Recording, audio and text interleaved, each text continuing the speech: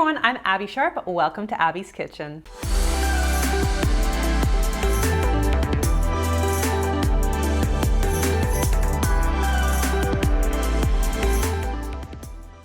In today's video, we'll be discussing Kourtney Kardashian's extreme diet restrictions and the potential trickle-down effect for her kids. And you can pause the screen or look at the description to check out my disclaimer, including a trigger warning to those with current or previous experiences with disordered eating. As always, please feel free to skip this video if it's not supportive to your journey. And guys, if you're not already subscribed, don't forget to hit that subscribe button, ring that bell, and follow me on TikTok and Instagram at Abby's Kitchen. All right, before we get into the video, I want to play another round of Abby's Daily Hunger Crushing Combo. So I've got some yogurt in my bowl here. I'm craving just like a really simple cereal. I just need that crunch factor. So I've got some kind of high fiber cereal here going on into my yogurt. I've got some banana. This gives us our carbs for some great energy in the morning.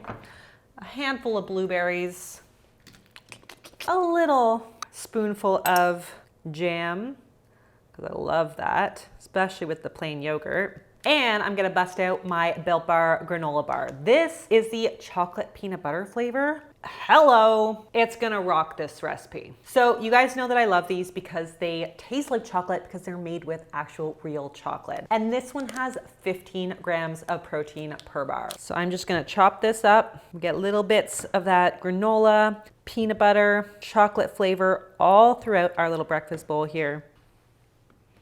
I'm gonna top it off with a little handful of salted nuts just to complete the look. This is delicious. I can't wait to dig in. Check that out. So if you wanna try Built Bar for yourself, check out the link in my description and use my promo code AbbeySharp15 to get 15% off of your order. Now, Kourtney has certainly made a name for herself as the wellness queen of the Kardashian clan. So much so that she's even launched her own wellness brand, Poosh, and most recently started her own line of multivitamins called Lemmy. Now, while I'm all for living your best, healthiest life, whatever that might look like for you, I do think that this can potentially be taken too far, especially when those restrictions are enforced onto kids. You guys know we need to talk about this. So let's get a lay of the land to understand some of Kourtney's alleged diet rules. I don't think I can eat it anymore. Why? Because it has cheese, I'm doing non-dairy, and it has gluten in the bread. But you were fine eating this for years and years and years. No. This used to be your favorite sandwich. I've known Kourtney for a very long time, and all of a sudden, she thinks she's allergic to everything. I don't even think she knows what gluten is. I don't. Do you? No. Does anybody? But I don't think it's fair to tell everyone you're allergic to all these things and then go have a glass of milk or eat a big ice cream and be like, oh, the cheat day. You can't cheat on allergy. Since Scott is being ridiculous, I won't call my diet restrictions an allergy, since that seems to be offending Scott. I'll just say that it's like a healthy lifestyle. So much to say about this. Honestly, big trigger warning right here. I'm gonna be talking about my own past ED, but this is kind of how my eating disorder, orthorexia, started in the first place. Basically with me thinking I was allergic to a bunch of foods that I was not, and then removing them from my diet in the name of health. And the funny thing about eliminating foods like dairy due to a mild intolerance is you can actually make yourself more intolerant. In short, when you stop eating dairy, for example, you stop producing the lactase enzyme, so even a lick of ice cream on your cheat day can cause major digestive distress, just reinforcing the fear of that food. So I definitely agree with Scott that a willingness to cheat on an alleged allergy or intolerance is a pretty good indicator that this is just a food or caloric restriction under the guise of some kind of glamorized lifestyle. Kourtney's rationale for this diet has also flip-flopped a lot in the media over the years. So she's been quoted as saying that she always felt fine eating gluten and dairy, but that cutting them out was just kind of like a personal choice. And then she's also been quoted suggesting that she's tested positive for gluten and dairy sensitivities via muscle testing. Spoiler alert, guys, muscle testing is not a legit allergy test. I mean, basically this test has you hold a suspected allergen in your hand and then decide if you're allergic or not fat just by applying pressure to an extended arm and seeing if you can hold it up. It is the definition of a non-scientific invalid test. That sounds fake, but okay. So yeah, I'm going with the healthy lifestyle rationale on this one for her. And speaking of this rationale, perpetuating the idea that removing gluten and dairy is automatically a healthier lifestyle is problematic as especially when we're pushing unnecessary restrictions onto kids. Removing a nutritious food or food group from a diet can only be healthier if eating those foods literally is making you sick. We need to remember that gluten-free foods tend to be lower in iron, fiber, B vitamins, magnesium, and selenium compared to their gluten-filled counterparts. Not to mention, a lot of dairy-free milks are lower in protein, calcium, and vitamin D. Of course, these alternatives may be healthier depending on your goals, but they also might not be, especially in childhood when nutrient needs are very high and the risk of picky eating is even higher. In fact, we even have research showing that children with celiac disease following a gluten-free diet are 20 to 40% more likely to experience calorie and protein imbalance, as well as fiber, mineral, and vitamin deficiencies. It's also worth pointing out that gluten-free products are up to 160% more expensive than their gluten-containing counterparts. And while the extra cost may be no skin off Kourtney's back, hopping on a restrictive diet unnecessarily can often be used as a display of elitism and financial privilege. But let's move on to another diet restriction in Kourtney's household that she probably cannot justify as an intolerance or allergy: sugar-free. I can't eat this, but how exciting is it to smell it? Kourtney has this vision of no sugar or no disgusting chemicals in candy, a completely sugar-free, gluten-free, party-free, fun-free zone, because Kourtney has decided that it just doesn't make sense, and it really wasn't the theme of what North and Penelope wanted for their birthday. There's just better solutions to things instead of your dated candy that's like literally food coloring that gives people diseases. So I totally respect making an effort to enjoy high sugar foods in moderation. However, villainizing sugar to the extent that you're sniffing donuts for thrills and banning any candy at a Candyland themed party is arguably not best practice. First of all, completely restricting sugar in your household does nothing but set children up to have a turbulent relationship with sugar-containing foods. And this is because when we make sugar forbidden or call it bad, it only makes children, and let's be real, us adults too, want it that much more. And once children are outside the controlled household environment and have exposure to these foods, they're just a lot more likely to overeat them. But I need candy! We can only run a tight sugar-free ship for so long until our kids become young adults who have to make their own decisions about what to eat. And what do you think a child who's never been allowed candy is going to do when they get their first job? They're gonna blow their $15 an hour wages on candy, and a ton of it. Kids also tend to really internalize messages that they hear about food and bodies. If they eat a food that mommy calls bad or calls herself bad for eating, then they start to feel shame and guilt for being bad too. So what are we to do as parents? Of course, we don't want our kids to just eat candy when they're so little and young, but we also don't want them to become adults who are obsessed with eating candy. I discuss my tips in my video on the division of responsibility right here, but basically, I have two main tricks for this. Number one, try serving a single child-sized portion of something sweet, like the dessert, with the meal.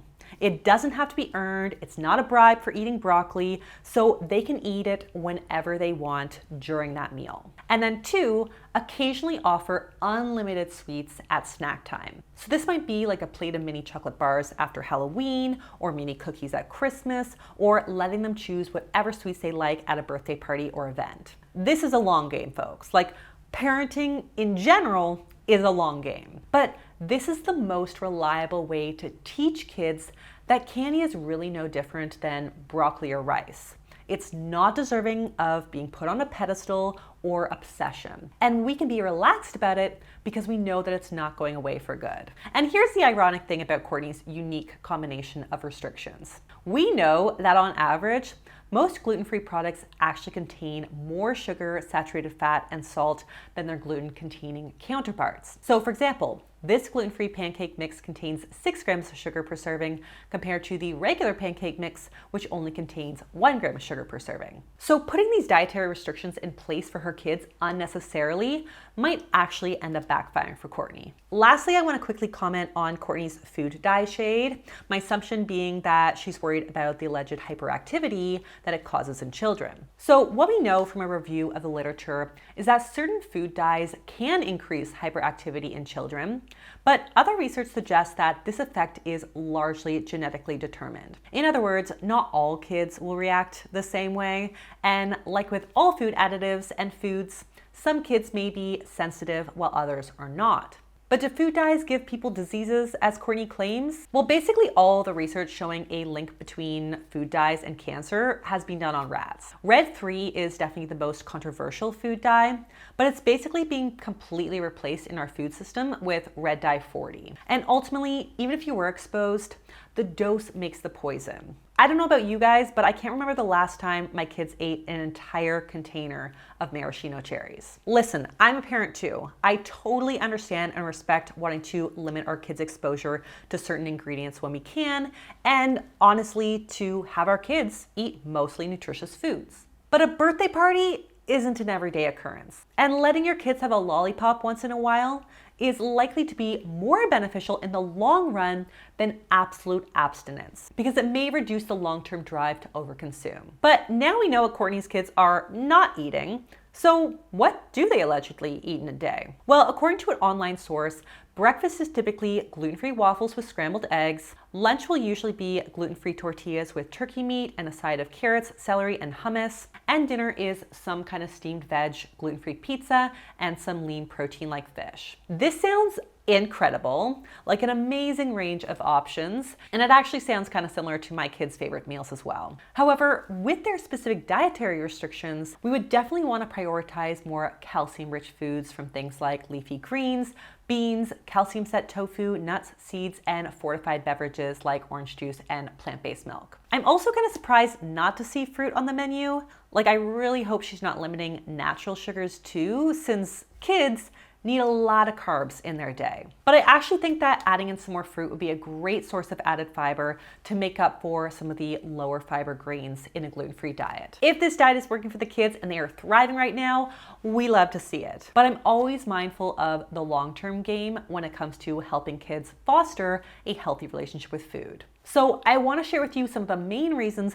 why I worry about some of these unnecessary restrictions for Kourtney's kids. Number 1, kids with dietary restrictions are at risk of undernutrition. Considering the high prevalence of fussy eating in children, which research suggests is around 20 to 60%, it can be that much more challenging to try to close the nutritional gaps in an unnecessarily restricted diet. In fact, most research suggests that picky eaters have lower nutrient adequacy even when on a non-restricted diet. But the trajectory of fussy eating can be altered by following the division of responsibility and encouraging a non-binary, non-restrictive approach to eating. Alternatively, being over-restrictive with food, dichotomizing food as good or bad, or using it as punishment or rewards is also associated with a greater risk of picky eating. So food restriction might actually exacerbate picky eating while also increasing the risk of undernutrition. Number 2, restricted children are also more likely to overeat. My social media feed was recently set ablaze when Kourtney revealed that she had banned her son Mason from eating McDonald's for a whole year. And after pleading with his mom to please let him have some Mickey D's French fries, Kourtney responded with a hard no. Savage. So we have seen time and time again, both in the research and of course anecdotally, that restrictive feeding practices like this may promote overeating in children. In fact, one study found that children who were exposed to a high level of restriction at age 5 were more likely to overeat at age 7 and 9. And as I mentioned earlier, when children feel deprived of certain foods, they're more likely to overeat, hoard, or binge on the forbidden foods in secret. Number 3, restricted children are more likely to become dieters. One study found that children of dieting mothers are more likely to diet at a younger age compared to children whose mother never dieted. Not to mention, exposure to dieting at a young age only increases the likelihood of dieting in adulthood, which can open up a big can of worms, including risky dieting behaviors, more weight cycling episodes, and ultimately higher body weight. Number 4, restricted kids feel a greater sense of shame and guilt around food. In a recent interview with the Wall Street Journal, Kourtney praised her son Mason for being a smart kid for saying a person was bad because they let me have Cheetos. What the actual folks? If you're teaching your child that a person is bad for allowing you to eat a cheese puff, you are teaching your child disordered eating patterns and prejudice. And we have research to show that restrictive feeding increases the risk of negative self-evaluation, where kids feel guilt, shame, or negative self-talk when they eat the alleged bad foods. And finally, number 5, restricted kids can feel socially isolated and left out. And how are the kids handling it? They hate me. We had Rob's birthday party on Saturday night. I saw. And he had this huge cake, and I brought them these gluten-free, dairy-free chocolate chip cookies. No.